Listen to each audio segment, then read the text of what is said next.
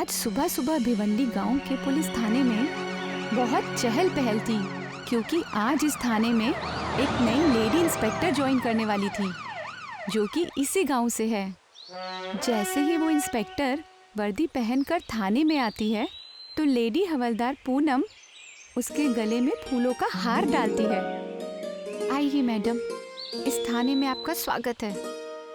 Madam मत बोलो दीदी, भले ही मैं पद में आपसे ऊपर हूँ, पर मुझे यहाँ तक पहुँचाने में आपने ही मेरी मदद की है।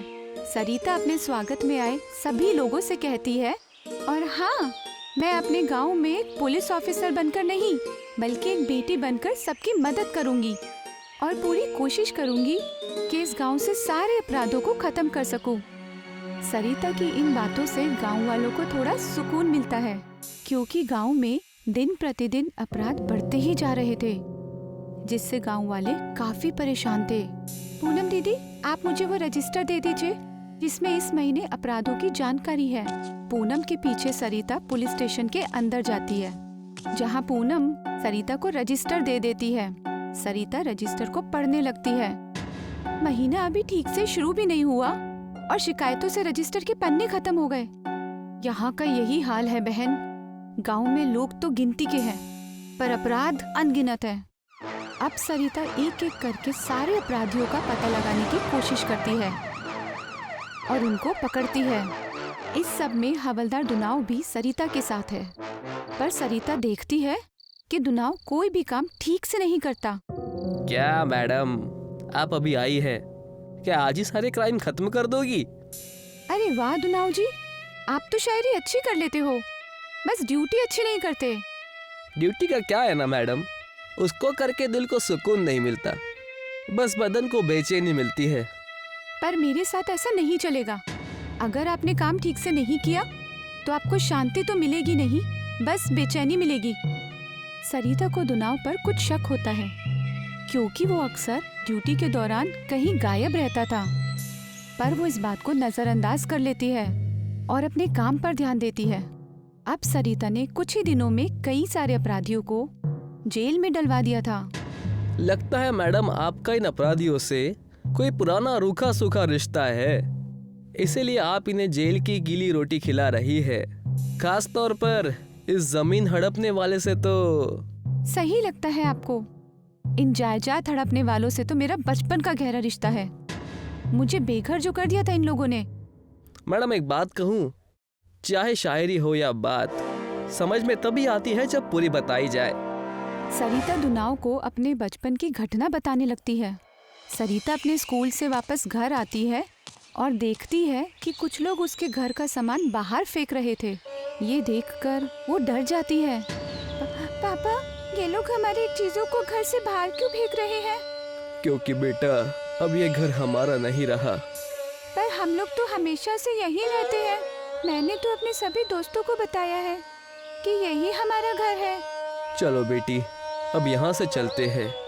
तुम अपनी किताबें उठा लो। पर पापा, हम जाएंगे कहाँ? हमारा नया घर कहाँ है? वो तो मुझे भी नहीं पता बेटी। अब हम बेघर हैं, और बेघर का कोई घर नहीं होता। जहाँ थोड़ी सी छत दिखेगी वही अपना आशियाना डाल देंगे।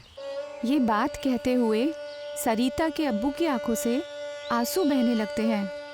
सरिता भी अपने घर की ओर देखती है और रोने लगती है और अब्बू से लिपट जाती है। यहाँ अपनी कहानी बताते हुए सरिता की आंखों से आंसू टपक पड़ते हैं। मैडम, मुझे माफ कर दीजिए, मुझे नहीं पता था कि आप बेघर थी। अब तो पता चल गया ना कि मैं इन जायदाद हड़पने वालों से इतनी नफरत क्यों करती हूँ। दुनाव अपने मन में कहता है। पता चल गया मैडम, अब ये बात किसी और को भी पता चलनी चाहिए। दुनाव यहाँ से सीधे सरपंच के घर जाता है और उनको ये बात बताता है। मालिक, ये जो इंस्पेक्टर आई है ना, इसको बचपन में ही एक बड़ा सदमा लगा था। बेचारी बचपन में ही घर से बेघर हो गई थी और अब जमीन हड़पने वालों के पीछे हाथ धोकर पड़ी है। वाह मेरे शायर, तुम शायरी तो अच्छी नहीं करते, पर हाँ, खबरें अच्छी सुनाते हो। आखिर इसीलिए तो मैं तुम्हें सरकार से ज्यादा पैसे देता हूँ। दुनाव वर्दी तो पहने हुए था, पर वो असल में सरपंच के लिए काम करता था। और इस बात से सरिता पूरी तरह अनजान थी और अपनी सारी बातें दुनाव को बता देती थी, जिसे वो सरपंच तक पहुंचा देता था।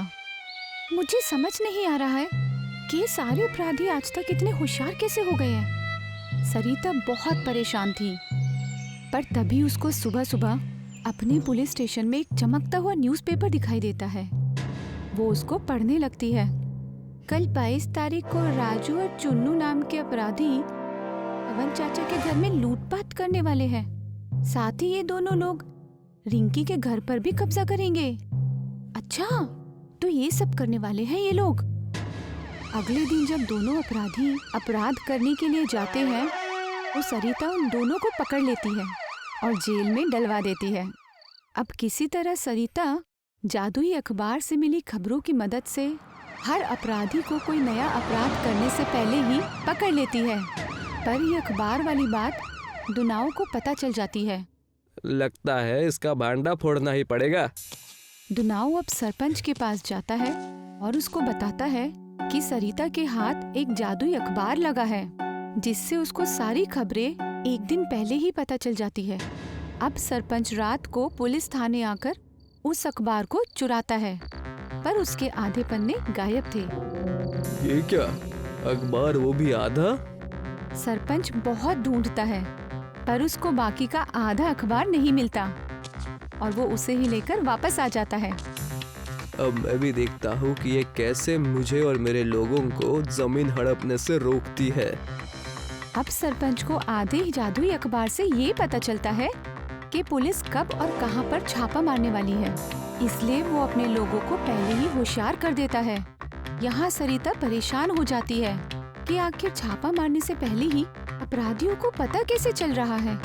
सरपंच जी, हमारे मैडम का तो बुरा हाल है, ये सोच सोच के कि आखिर अपराधियों को पता कैसे चल रहा है कि पुलिस आने वाली है। अब बस देखते जाओ कि मैं क्या करता हूँ।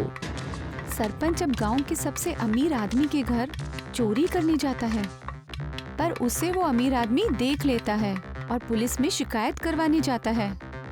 अगर आपने सरपंच जी को अपनी आंखों से चोरी करते हुए देखा है, तो मैं उन्हें आज ही गिरफ्तार कर लेती हूँ। सरिता जब सरपंच को गिरफ्तार करने के लिए जाती है, तो उसका एक आदमी मोहन बीच में आ जाता है। मैडम, वो चोरी सरपंच जी ने नहीं की, मैंने की है और मैं अपना गुनाह कबूल करता हूँ। आप मुझे गिरफ्तार कर लीजिए। ये देखकर सरिता हैरान हो जाती है। मुझे पता है ये चोरी सरपंच जी ने की है। जिस दिन मेरे हाथ सबूत लग गया, तो मैं आपसे जेल में चक्की पिसवाऊंगी। मुझसे जेल में चक्के पिसवाने वाली आखिर तुम हो कौन? सिंघम हो क्या?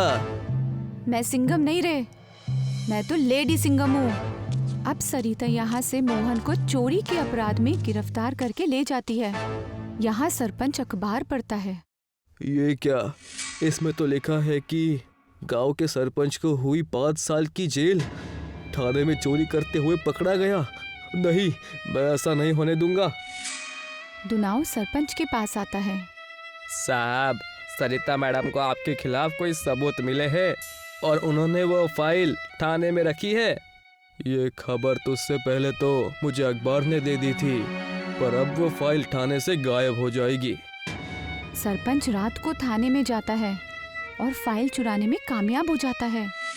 अब वो लेडी सिंघम तो क्या, खुद सिंघम भी आकर मेरा कुछ नहीं बिगाड़ सकता। तभी यहाँ सरिता पहुँच जाती है। तेरे लिए तो लेडी सिंघम ही काफी है।